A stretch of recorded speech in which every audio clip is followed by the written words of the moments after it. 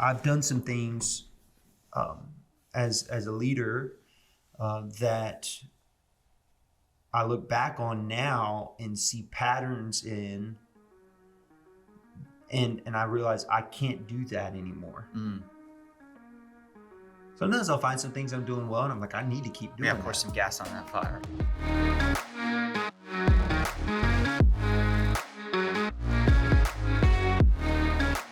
Hey, welcome everybody to the Faith Family Leadership Podcast. Today we're covering the subject of the Insight of Hindsight.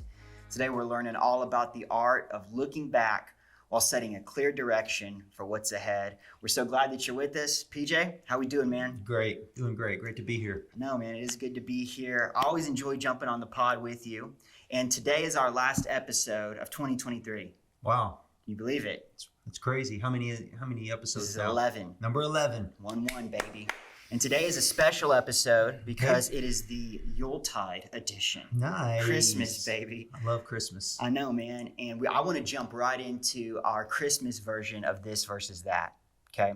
Now, last month, if I recall correctly, we did a Thanksgiving edition. Yep. And you said that this was one of, if not your favorite holidays. Yeah, no, Thanksgiving is number one. Yes. Christmas too. Man, the leaders found this to be very intriguing. Really? Listeners, yes. Really? I don't know.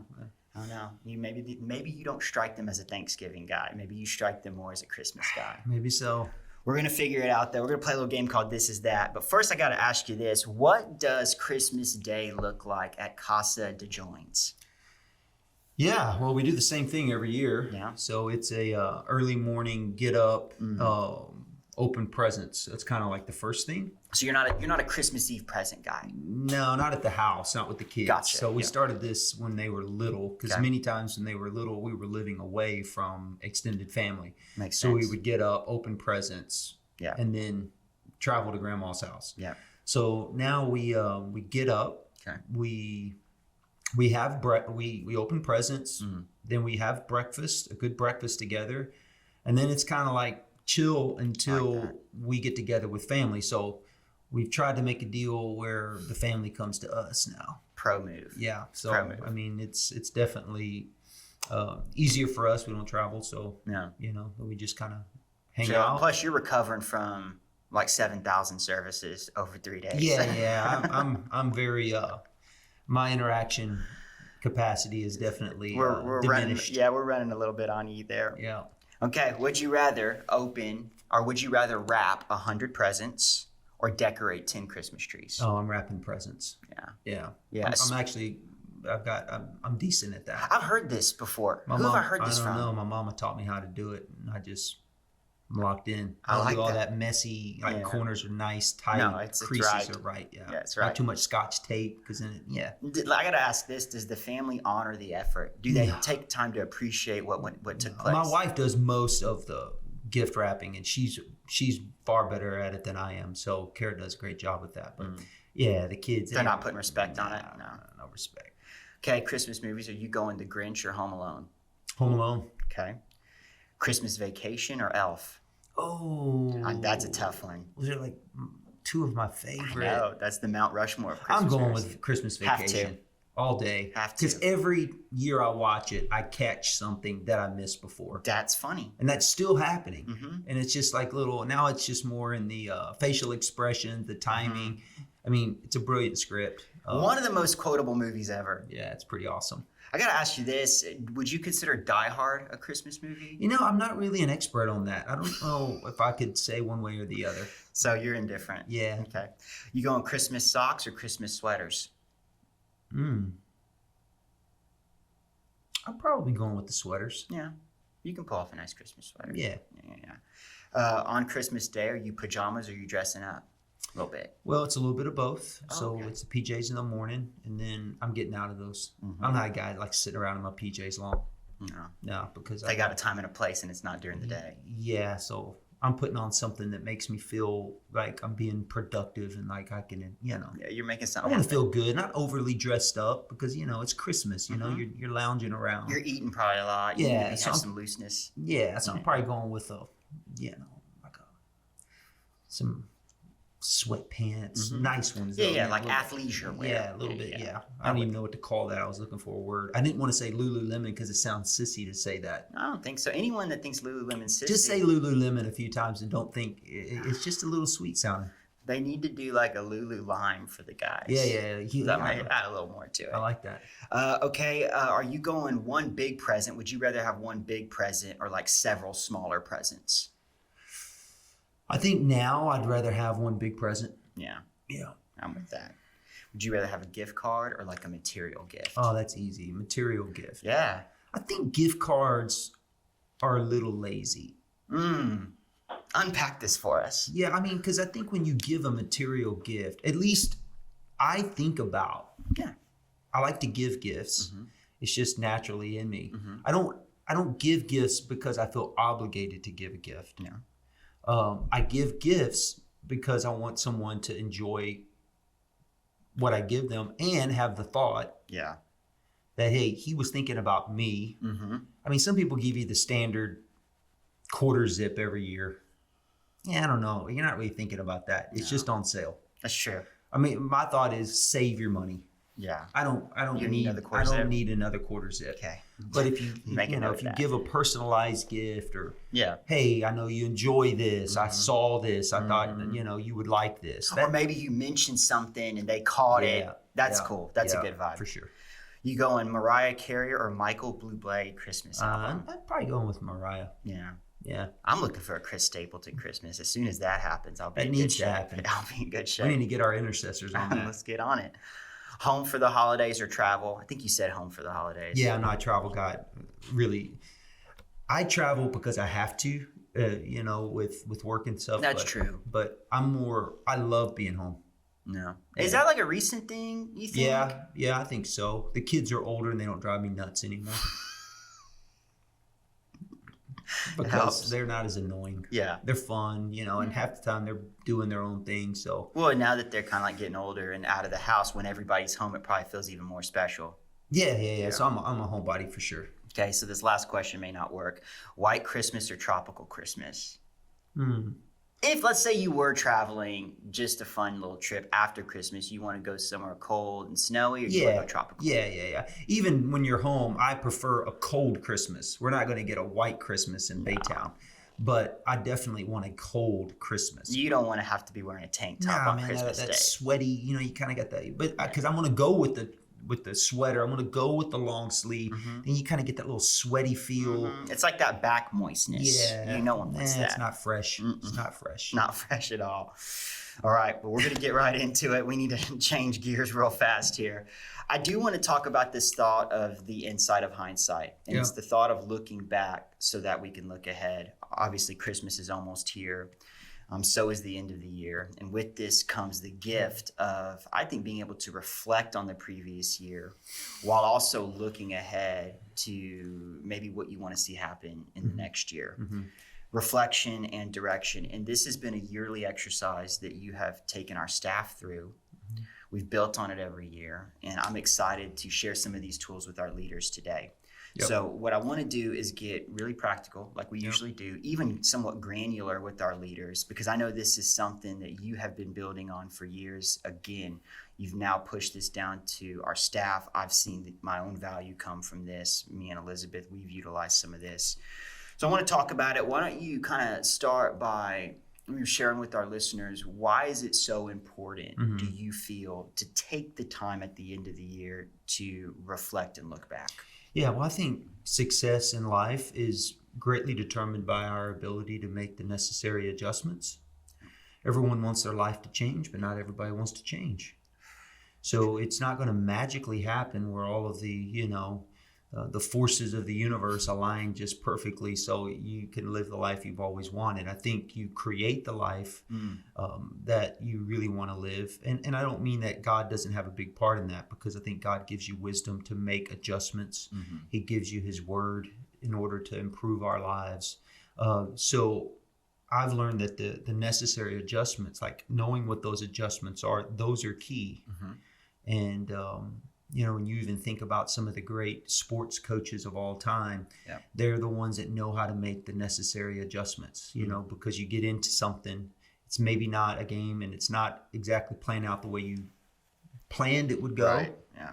And you have to make an adjustment. Same thing with life. We have a plan. At least we have a thought of what life we want it to look like. Not everyone is as diligent in the planning process as maybe they should be. But then you must be able to look and say, okay, these are some adjustments that I need to make. Yeah. When you are reflecting on maybe the previous year, thinking back, what exactly are you reflecting on? Do you have specifics that you're looking for? Yeah. I mean, I think if I were to give you some points on this, I kind of go through 7 steps for a successful year-end review. It's excellent. What you just mentioned is step number 1, taking time to reflect. Yeah. Because we think we're busy, and a lot of times we are, but busyness and activity doesn't necessarily equate to productivity. So good, man. And in order for productivity to take place, we have to set aside time to pause and reflect. So I would encourage all of the listeners, those that are watching, prioritize reflection. And it's something that helps tremendously. There's a guy, he's a U.S. philosopher. His name is John Dewey. He wrote a book called How We Think. And he started, and one of the things he states is that success in this area requires deep introspection. And then when we do that, it improves our ability to make decisions. It improves our ability to solve problems, and it greatly increases our self-awareness. So what reflection does is it takes our experiences and it turns them into insight. Oh, that's good, man. So introspection brings revelation. You could say it like that. Really good. I have to slow down in order for that to happen. I mean, even Jesus said, you'll know the truth and the truth will set you free. That word know in the Greek is the word gnosko, which is not just simply head knowledge. Most people are overeducated beyond their level of obedience. So it's not that we don't know what to do. Right. It's that we're not crafting and really grooving habits in life that take the information that we know, apply it through decision making in our habits, and then get the result of that. So taking time to reflect, that word, going back to that word gnosko, it is an experiential, how do I say this? Experiential. There we go. Experiential type of knowing. That's really good. Yeah, so it's about experience. So, and that's how you gain wisdom. Yeah. I don't gain wisdom just because I'm reading or listening. I gain wisdom by taking time to reflect. So I think you need a little bit of time of this every day, and it could be maybe it could be formal in the sense that I'm sitting down to write. I think that does help tremendously. But there's really 3 questions that you need to ask yourself when you're reflecting. And the first one is what do I feel? Because feelings, man, they're all over the place at times. All over the place. But we have to know how to get in tune with our feelings. And that's like our intuition. And it's like, how am I feeling about life right now? Yeah. How do I feel? Question number 2, what do I know? This gets down to the facts that you have available to you. Yeah. So I'm looking at the facts. Like I feel like my life is this, or this isn't going well. Okay, what are the facts telling me? And then you begin to ask this question, what do I think about this? Got it. As I'm looking at my feelings and I'm looking at the facts, what it does is it starts to bridge the two, and it starts to give you more, it starts to make sense of where life is at that time. Yes. Okay, so that's step 1, take time to reflect. Secondly, you got to collect your thoughts. So now that I'm starting to get some thoughts, I need to write these things down. I need to get them in front of me so they don't evaporate. And I move on to the next thing, or I'm looking at, giraffes running from hyenas on TikTok. I need to capture these thoughts. So I collect the thoughts. So that's why I'm big on journaling, whether it's digital form, typing something in your notes. I actually like the writing and I write on my iPad, but I do that because it helps to create some neural pathways because I'm thinking, I'm writing, and it's starting to groove that a little bit more. So that's what I've done, and it's taught me some things about myself. The third step is I begin to review my observations. So what I'm writing down, I'm starting to review them. Okay. And sometimes I go back to my goals that I'd set early in the year. Okay, what have I not met? What have I exceeded? Yeah. And then I'm able to start determining, what do I need to start doing? What do I need to stop doing? This is where I'm winning. This is where if I don't fix this, it's never going to be what I always hoped it would be. So it's giving you an opportunity to review your observations. And then the fourth thing is you begin to reflect on what you have observed. Yeah. So this is where you focus in on your findings. I did this past year, learned some real interesting things about myself. And it's shaped my leadership and it shaped my life, not just at work, but at home. And some of it's not always comfortable, maybe? Yeah. Yeah. That's a great way to look at it. Some of it is very uncomfortable because I see patterns. And the patterns are established by my habits, and patterns produce products. So I'm like, okay, this is not going to be what I want it to be because I'm doing this or that, So, and I'm not going to tell you what those things are because it's between you and the Lord. It's between me and the Lord and my iPad. So, but you begin to start. Once you look at your observations, you're reflecting on them. Sometimes I'll share them with people. Yeah.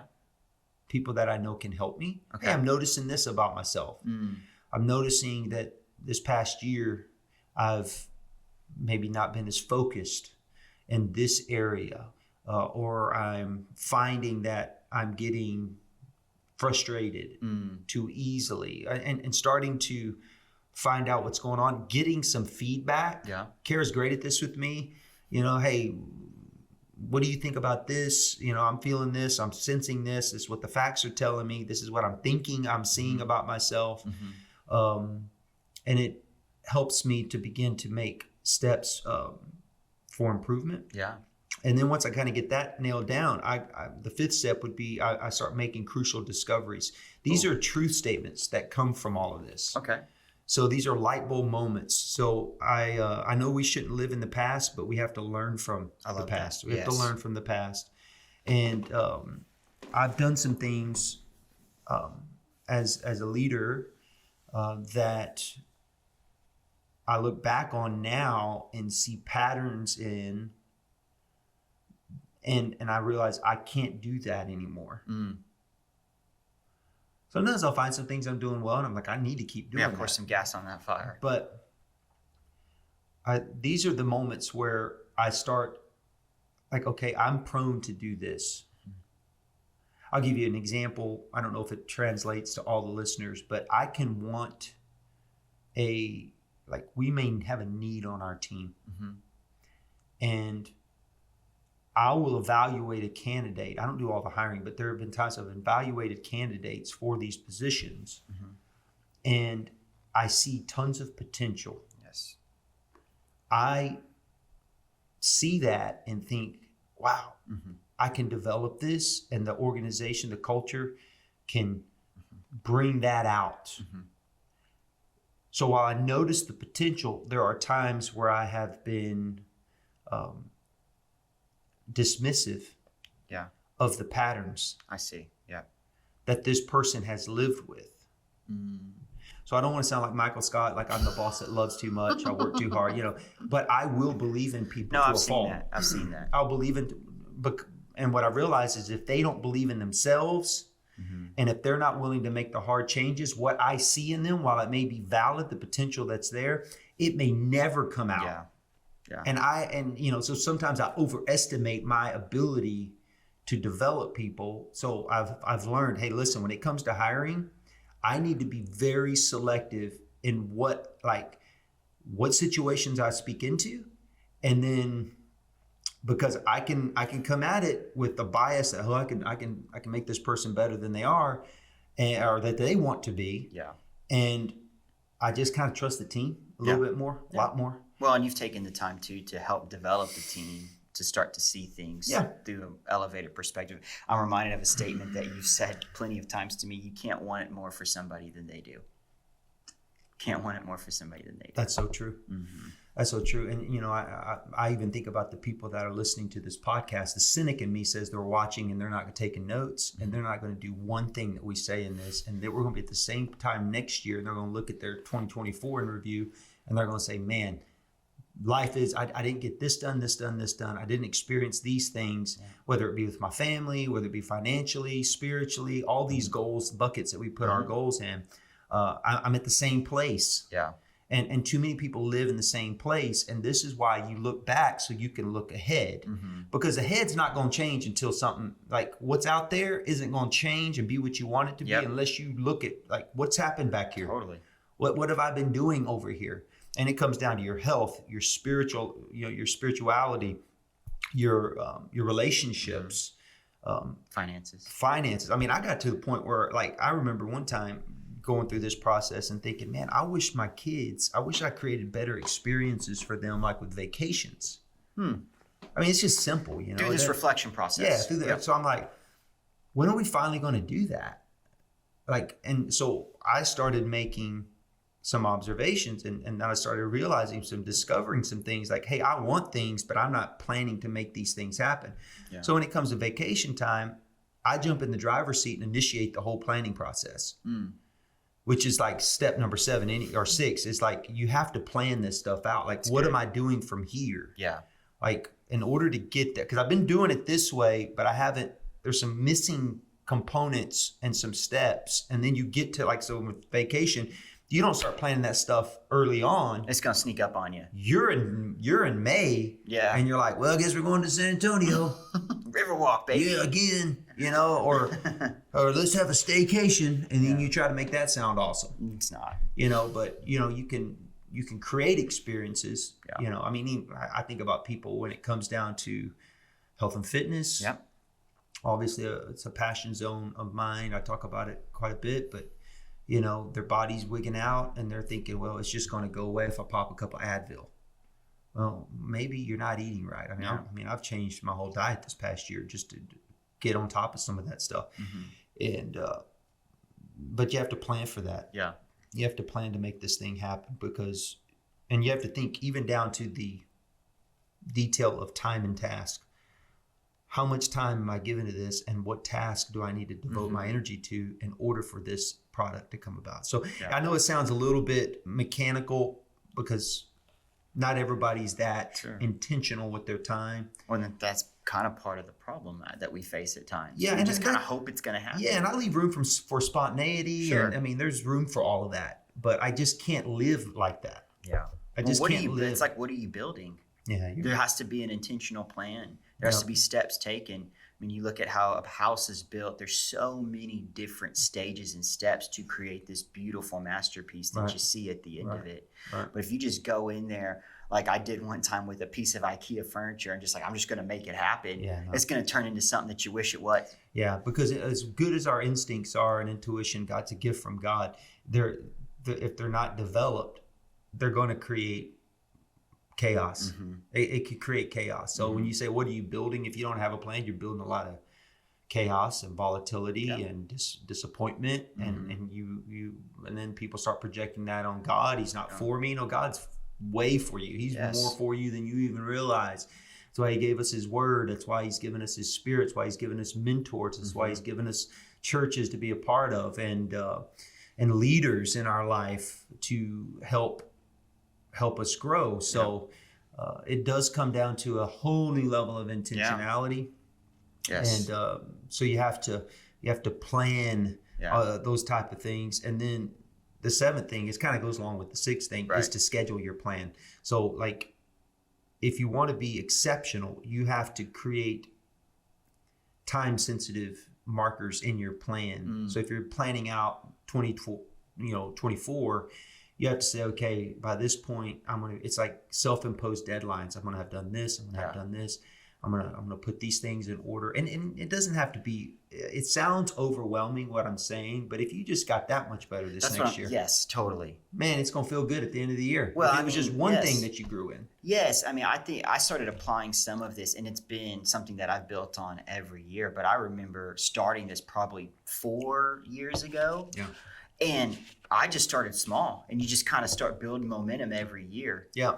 And what you build, you kind of carry with you year after year. So it does compound. Yes. Because it's not like you're totally reinventing the wheel here. It's like, okay, I've got a rhythm now. Yeah, there you go. For my life in every area. I got a spiritual rhythm, relational. I got my professional life is getting grooved in. I'm starting to making some progress physically in my fitness, and you're starting to really, what that does, it's compounding every year. Yes. So you're not starting from scratch every year. Yes. And the thing that I think is most important about the reflection time is you just find out things about yourself that, I'm 44 years old, and I think, man, every year you think, man, I kind of got I think I've figured this out. And you're like, man, there's still parts of me that God's helping me grow in, and He's revealing things to me. I don't know if that, if you look at it from a spiritual aspect, is the process of sanctification where God's making me more like Jesus, but it's like He just continues not to make me feel like inadequate, right? Because God doesn't do that, but He builds faith in me to grow in areas where I'm weak, He's strong. So I start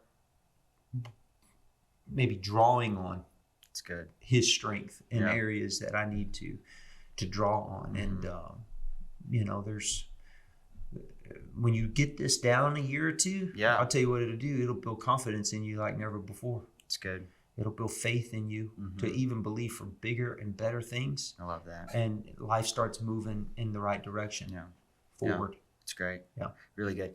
Thank you for that. I do want to ask you a couple more questions. Sure. I know that you have a regular rhythm of some of this reflection that we're talking about, but if I'm not mistaken, you do give significant time to it at the end of the year. Yeah. When you're going through this process, I'm going to kind of make some assumptions here that you're in a place where it's quiet, it's distraction free. You're giving yourself pretty big buckets as far as time where the Lord can talk to you. Is that kind of how it works for you? Most definitely. I think, I use the last week of December. Okay, great. Yes. Because life, it's almost like it's a gift. That week after Christmas, like, what are you doing there? It's like you're able to lounge around, you're able to be still, and, maybe take down a few Christmas decorations, maybe. Sometimes Carol wants them down that week. Sometimes she wants to take them down after New Year. But I like to give myself plenty of time. I don't even put a start time and an end time on it. Okay. I know that sounds a little bit sloppy, but it's usually in the morning. After I've had some coffee and everybody's kind of doing whatever they're doing, I'll sneak away to my office. I'll get on the back porch, and then I pull out my list of goals from from the beginning of the year, and then I'll start looking at these things, and then I go through that process. What do I feel? That's great. What do I know? That's great. I start making observations. Then light bulb moments, discovery moments start coming, and I start, okay, these are some things I'm learning about myself. Okay, I got to be mindful of this. I'm prone to this. Where I've experienced some success. Yeah, it's encouraging. Yeah, no, that's I don't get overly discouraged if I didn't. Yeah, because at the end of the day, here's just, even if you didn't fully hit it, you probably made more progress by running towards it and at least being able to identify it than you ever would have if it just lived out there in space. Yeah, and I think when it comes to just leadership, Brian, this is a leadership podcast. Yep. But I want to say this, and I want our listeners to get this, is that in order to be an effective leader of others, you must first be really good at leading yourself. Yep. And leading yourself is the most difficult. Yes. It is the most difficult. And because when you are leading yourself well, while others may not know all the details, they are picking up on that. Yeah. And they want to, it's your example that they're beginning to follow. It builds influence, man. I mean, a lot of leaders get a captain or a coach or a director, pastor role. You might get promoted on your job and somebody believes in you enough to give you a title, but people aren't going to follow you long because you got a title. No, positional leadership doesn't last long. You've got to then begin to become the kind of person that they want to follow, because it's the law of buy-in. Yeah. People follow you because they buy into you. That's really good. Because there's a consistency in your values and in your lifestyle that causes them to say, hey, I want to be like that person, or I can trust them because, man, they're living it. They're not saying one thing and doing another. That's right. So all of this builds into it. Maybe, how do I say it? Maybe it's making a sizable investment into your leadership equity with people. Yes. Just by doing this simple 7-step exercise. It's great. Last thing I want to cover, you mentioned it a couple of times. We maybe have even talked about it in a different podcast, but you mentioned the goals. Yeah. I know you got buckets. Yeah. Can you hit those real quick for us just to give the listeners? Let me pull it up just so I make sure that I give you the right buckets, because, this has been a great. It has. And Elizabeth and I started doing this 3 years ago. You shared these buckets in a staff meeting. That next weekend on our date night, we went to Two Sweet Hat in Houston and sat down with these. And out of all the goals that we made, I think we hit about 70% of them. But we were so excited because at the beginning of the years, we set these goals together and then we both committed to it. And we have not looked back since. We do it every year. That's great. So I want you to share it with the listeners. First bucket is spiritual. Okay. So what are some spiritual things that you want to do? Like for some, it may be establishing a daily prayer and Bible reading plan.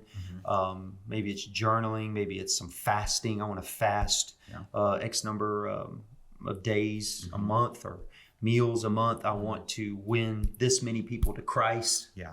I'm just giving you some of these things that are on mine. Then there's relational goals. Okay. And obviously my relationship with my wife, Kara, is the most important thing. So how many date nights are we going to have every month? How many times are we going to connect as a family? How many times am I going to have a good connection point with my kids?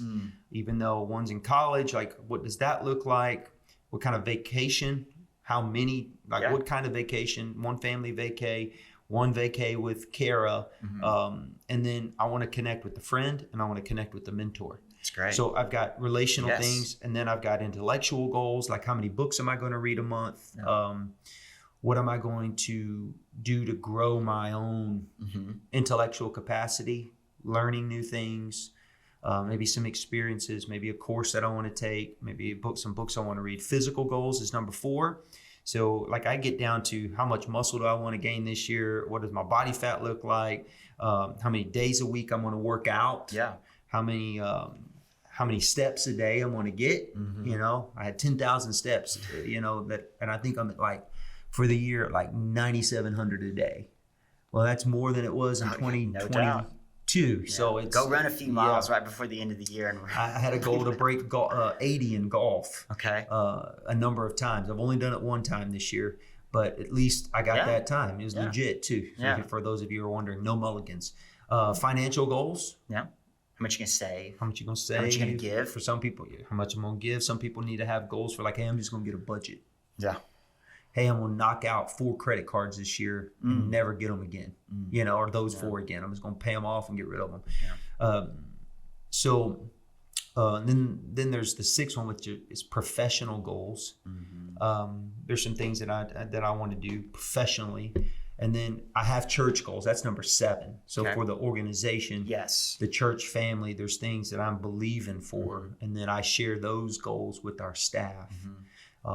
We've exceeded several of those goals this year. So, and we give God praise for that, and we give the people all the credit, So, but without those goals and the vision, what are we going after? Yeah, totally. What's the target? Right. We're just going to have a good church. Well, what does that mean? That means something different to every person, and all those definitions would probably be right. Yeah. But how do you measure the success? I mean, God is into measuring things. No doubt. Whole book in the Old Testament called Numbers. Yeah. He tells us, know the state of your flocks and herds. When when the wealthy man in Scripture gave the talents to the 3 individuals, he knew exactly how much he gave them. Yeah. And when he came back, he was looking for a return on investment. So I think God does want us to give him a return on the investment of all that he has given us. Yep. All that he has given us. I just don't want to live my life and people have to lie at my funeral. That's a thought. I mean, I know that sounds kind of morbid to think about your funeral, but well, you're living with the end I'm in already mind. past the halfway point. I don't even know if I'm 44. I don't know. Like, maybe I'm halfway. I don't. But one reason why I work out is because I want to be strong in my 80s. Trying to be jacked, bro. I want to be getting around. Yeah. I don't want people pushing me around. I don't want to live like that. No. So that's just me. I'm not saying that people that I'm not throwing shade on anybody, but anybody that's in a situation later in life that they don't want to be in, they would have greatly benefited from this exercise. No not doubt. in every case. I mean, I know there's somebody, well, what about somebody? There are always anomalies. I get that. Yeah. And I'm sensitive to that. But I can't control everything in this world. But there's some things I can control. No doubt. There are some things I can control my schedule. I can control a lot of things about my life. I'm not going to live as a victim. Yeah. I'm not. God hadn't called us to live this way. And God's and people say, well, God's just going to do it. No, he's not. God's not going to do everything. No. What does the Bible say? If you don't work, you don't eat. God's not going to do everything. I mean, it's if you are willing and obedient, you'll have the good of the land. That's right. A lot of people willing and obedient, or willing in their mind, but not obedient in their their flesh, actions. in their actions. So, you know, they may not get all that God has for them. Yeah. So I'm just kind of in I kind of live my life in a way where I want to just get everything that God has for me. And I think every listener out there, if they're taking time to watch a podcast That's right. with us, they're wanting to grow, you know? That's true. So, and I hope it adds value because, you know, as long as God, there's breath in my lungs, I'm going to do all I can to fulfill the greater purpose that God has for me. And you know, that's why this goal setting is important, because you're not doing this just out of ambition, although not all ambition is bad. No, it's not. Because as believers, we are to be taking new territory. It's correct. I mean, Jabez, there was a whole movement years ago called about the prayer of Jabez. Yeah. He's saying, God, I want you to enlarge my territory. Bless me. And pour out your favor on me. Well, I think God wants to do that for everybody.